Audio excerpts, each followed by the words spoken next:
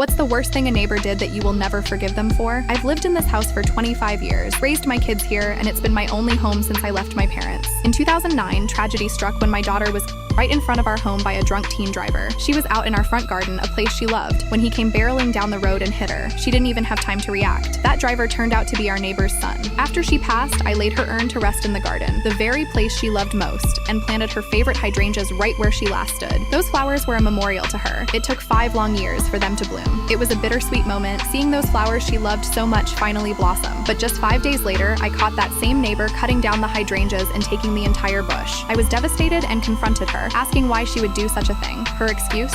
She said her daughter needed flowers for her wedding, and that's the least I can do for getting her son sent to jail and ruining his life. I had to remind her that her son took my daughter's life, and those flowers were a tribute. The other neighbors found out and made her life miserable every single day until she couldn't take it anymore and moved